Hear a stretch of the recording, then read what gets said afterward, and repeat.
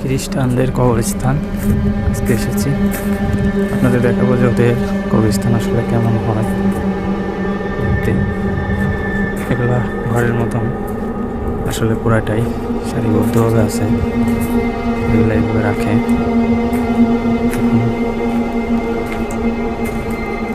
অনেকটা জায়গা নিয়ে এইদিকে নতুন হচ্ছে, আরো হয়েছে। এগুলো সব ছোট্ট ছোট্ট ঘর, এখানে নতুন আরেকটি হবে।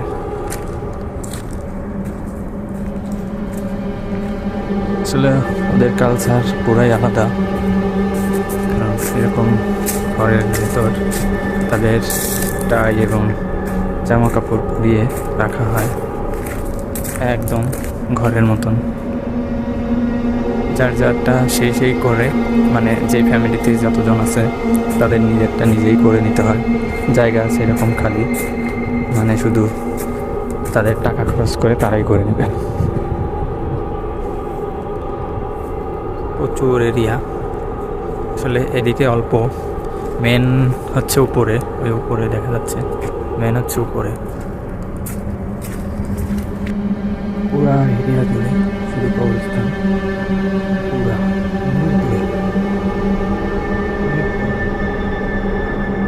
আসলে শুধুমাত্র আমি আসছি একাই, একটু অন্যরকম লাগছে। এটা অনেক পুরোনো, রাখে কঠিন সব এই খালি জায়গাটায় রেখে দিয়ে পরে এরকম বাইরে থেকে আটকিয়ে দেয়। এটা একটি ফ্যামিলির, পুরো একটি ফ্যামিলি এখানে আরও রাখবে এগুলোর মতন শুধুমাত্র এখানে এরকম আসলে জায়গাটা।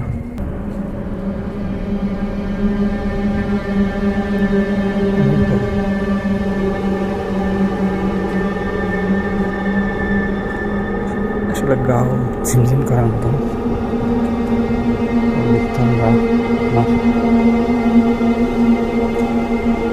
গোরস্থান আমাদের, এটা গোরস্থান খ্রিস্টানদের এটা বলে।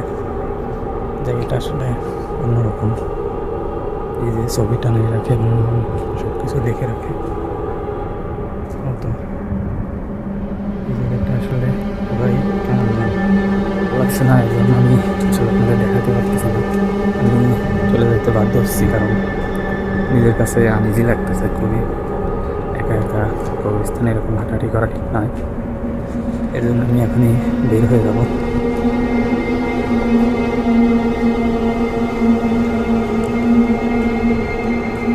সবাই ভালো থাকবেন, সুস্থ থাকবেন।